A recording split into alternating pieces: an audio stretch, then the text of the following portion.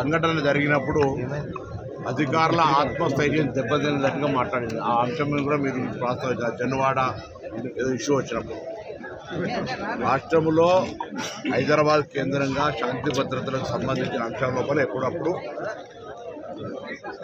కఠినంగా గట్టిగా వ్యవహరించాల్సి వస్తుంది.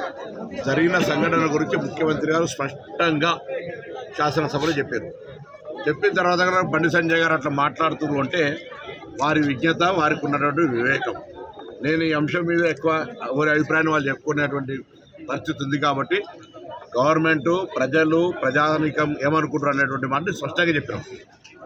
ఇక నేను ఇంతకుముందు అన్నట్టు కేంద్ర మంత్రిగా ఉన్నప్పుడు వారు గౌరవనీయులు, వారు మరొక్కసారి నేను విజ్ఞప్తి చేస్తా ఉన్నా, ఆ కుటుంబాన్ని కూడా పరామర్శ చేసి రమ్మని కోరుతా ఉన్నా.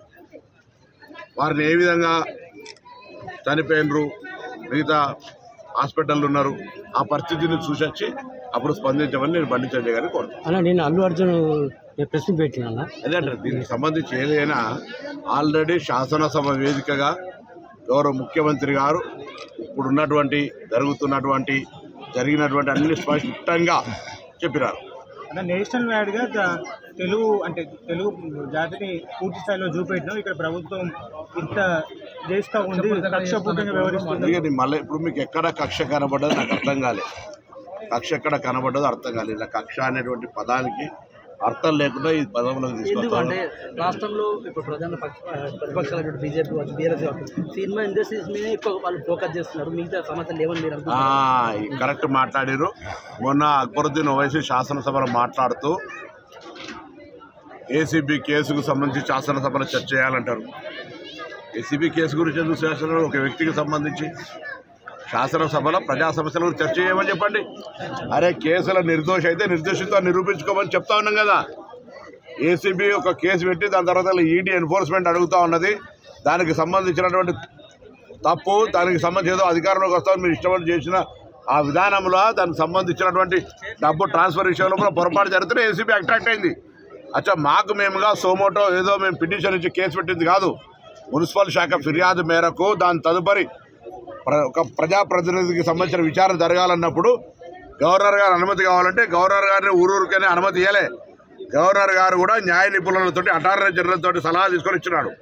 ఈ అంశాన్ని చర్చ చేయమని డిమాండ్ చేసిన వాళ్ళు శాసనసభలో బిజినెస్ అడ్వైజరీ కమిటీ చర్చ అవుతుంది. నేను సభ్యునల్లా అంటే శాసనసభలో ఏమైనటువంటి అంశాలు చర్చ చేయాలని మేము లగచర్ల రిజిస్టర్ చేయడానుకున్నాం.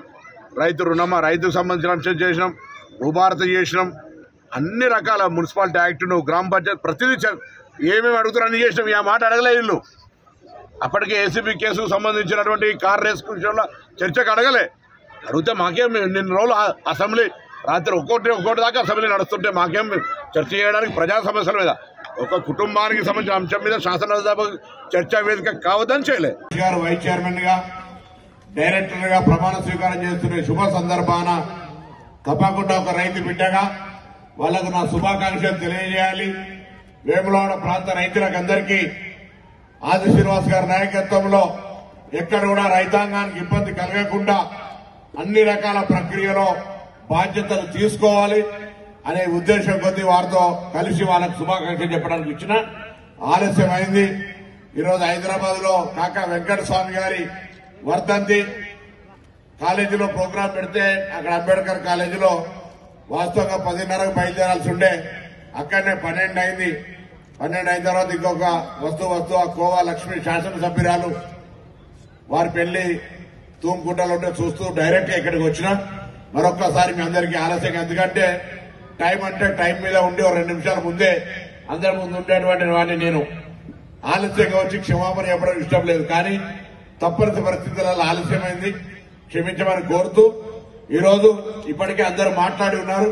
ఎక్కువసేపు మాట్లాడకుండా ఇది ఒక ప్రెస్ కాన్ఫరెన్స్ అనుకోండి, లేకపోతే ఇంకేదైనా సబ్జెక్ట్ అనుకున్నా రైతులకు సంబంధించి కావచ్చు, ఇతరత్ర నిన్న మొన్న ఒక వారం రోజుల పాటు జరిగిన శాసనసభలో జరిగిన అంశాలన్నీ మీరు ప్రత్యక్షంగా చూసి ఉన్నారు. ప్రభుత్వాన్ని ఏ విధంగా ఇబ్బంది పెట్టే ప్రయత్నం చేస్తూ ఉన్నారు. బాధ్యత గల ప్రతిపక్షంగా వ్యవహరించాల్సింది పోయి ప్రభుత్వాన్ని అనవసరంగా బట్టగాల్చి మీద వరిచేటువంటి ప్రయత్నం చేస్తూ ఉన్నారు.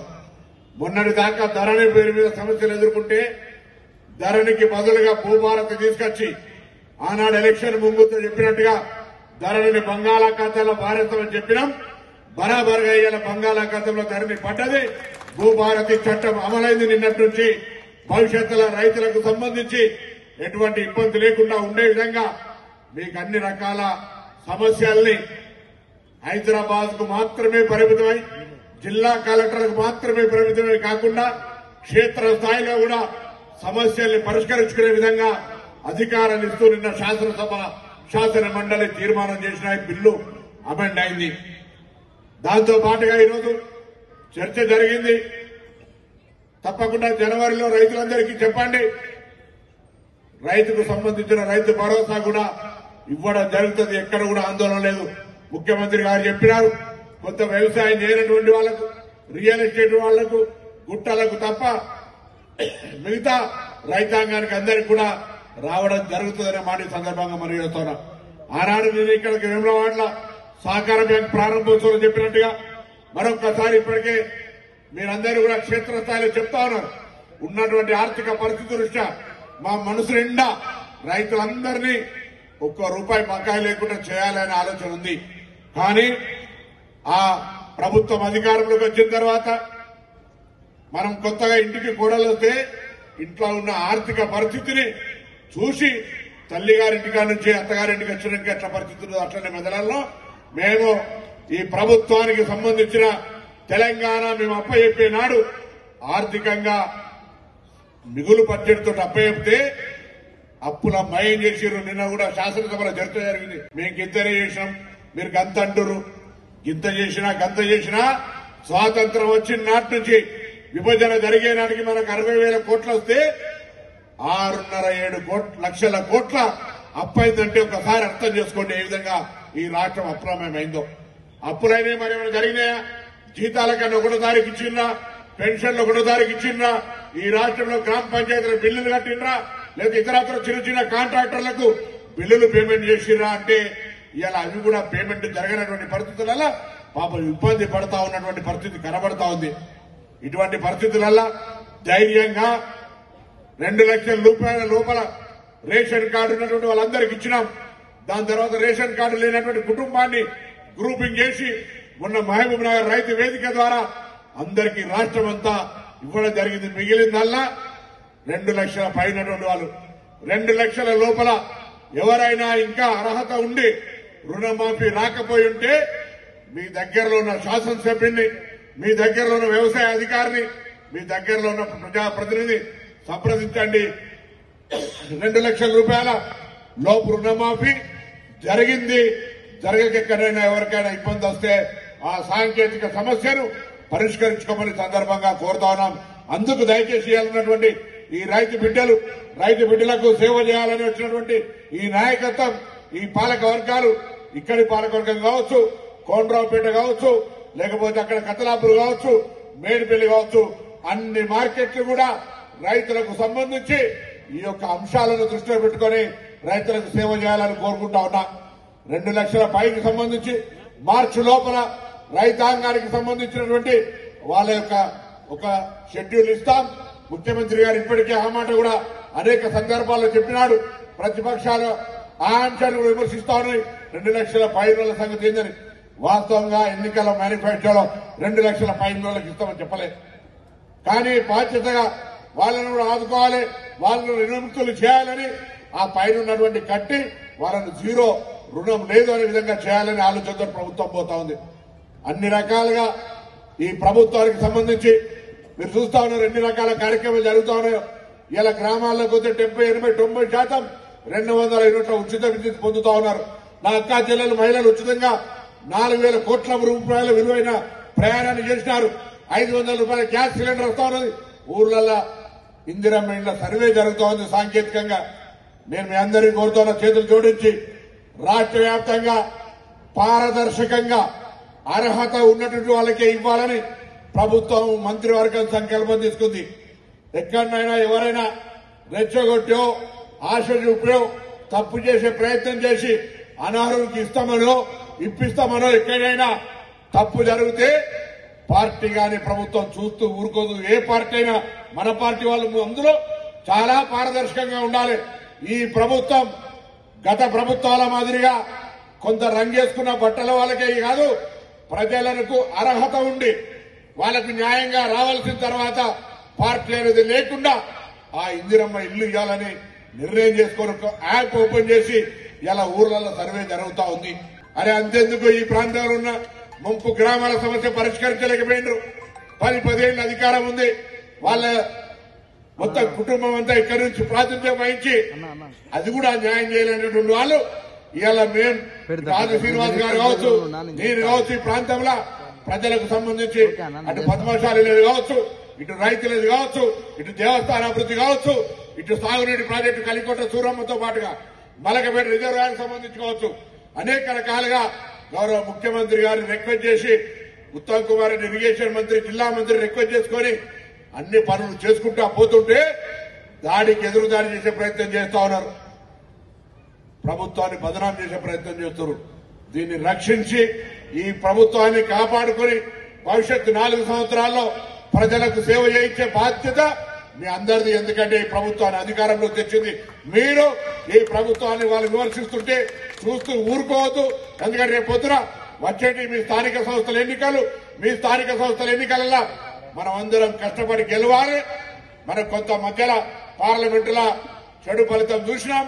కానీ ఈ మొత్తం లోక్సభ నియోజకవర్గంలో స్థానిక సంస్థల్లో మంచి ఫలితాలు రావాలంటే ఐక్యంగా మన ప్రభుత్వ కార్యక్రమాలను ప్రజలకు చెప్తూ, ఏ ప్రతిపక్షం అయితే మనల్ని విమర్శకు గురి చేస్తుందో, మనం బదనాం చేసే ప్రయత్నం చేస్తుందో వాళ్లకు ధీటుగా ఏ గ్రామానికి ఆ గ్రామ నాయకులు ధైర్యంగా జవాబు చెప్పండి. రచ్చబండ దగ్గర కూర్చొని 10 నెలల్లో మీరేం చేశారు, 10 నెలల్లో మేమేం చేసినామో చర్చ చేయమని అడగండి. భారతీయ జనతా పార్టీ కానీ టీఆర్ఎస్ కానీ ఈ ధైర్యాన్ని కోల్పోతే ఇబ్బంది పడతాం. సోషల్ మీడియా అన్నారు, కేటీఆర్ గారు అన్నారు, అసలు 33 మెడికల్ కాలేజీ బదులు 33 వారసత్వ యూనివర్సిటీలు పెట్టుకుంటే బాగుంటుందని. చిన్న తప్పు ఏం చేయకపోయినా దాన్ని భూతత్వం పెట్టి చూపే ప్రయత్నం చేస్తారు. ప్రభుత్వం అందరం కూడా అప్రమత్తంగా, ముఖ్యమంత్రి గారు, కేబినెట్, శాసనసభ్యులు అసలు సభలు ఉంటుంటే మేము అనుకుంటాం మీరు అని వేములవాడకు వస్తలేడు, కరీంనగర్కి వస్తలేడు. అసలు ఒక రోజు చిన్నగా ఇంట్లో కూర్చొని ఒక మామూలుగా టిఫిన్ చేసి కోసం మనం రిలాక్స్ ఉంటాం అనేటువంటి పరిస్థితి కూడా లేదు. అంత శ్రమ పడతా ఉన్నారు ఇలా మొత్తం మంది. మీరు కూడా దయచేసి మీ ఎన్నికలు అయ్యేదాకా మీరందరూ ఊర్లల్లా సైనికుల్లాగా కాంగ్రెస్ పార్టీకి సంబంధించి అన్ని కార్యక్రమాలను ప్రజల్లో చర్చించి వాళ్ళలో ఏదైనా అభద్రతా భావం ఉంటే అన్ని రకాలుగా వాళ్ళకు ధైర్యాన్ని ఇచ్చి కాంగ్రెస్ పార్టీని గ్రామాల్లో జెండా నిలబెట్టమని, ఈ 29వ తారీఖు కాంగ్రెస్ వ్యవస్థాపక దినోత్సవం అన్ని గ్రామాల్లో కాంగ్రెస్ పార్టీ జెండా ఎగిరేసి సీనియర్ సిటిజన్ సన్మానం చేసి, ఆ సన్నావట్ల 500 బోనస్ వచ్చిన వాళ్లకు సన్మానం చేసి కాంగ్రెస్ పార్టీ కార్యక్రమం మీద ప్రచారం చేసే ప్రయత్నం చేయమని చెప్పి కోరుతూ మరొక్కసారి ఈనాడు బాధ్యతలు చేపట్టినటువంటి నా రైతు సోదరులకు, రైతులకు సంబంధించి బాధ్యత తీసుకొని ఈ ప్రాంత రైతాంగానికి అండగా ఉంటామని నూతనంగా ఏర్పడ్డ పాలక వర్గానికి నా హృదయపూర్వకంగా అభినందనలు, శుభాకాంక్షలు చెప్తూ నమస్కారం చెప్తూ సెలవు తీసుకుంటా ఉన్నాను. మరిన్ని వీడియోస్ కోసం ఛానల్ ని సబ్స్క్రైబ్ చేయండి. లేటెస్ట్ అప్డేట్స్ కోసం వాట్సాప్ ఛానల్ ని ఫాలో అవ్వండి. ఆ లింక్ డిస్క్రిప్షన్ లో ఉంది.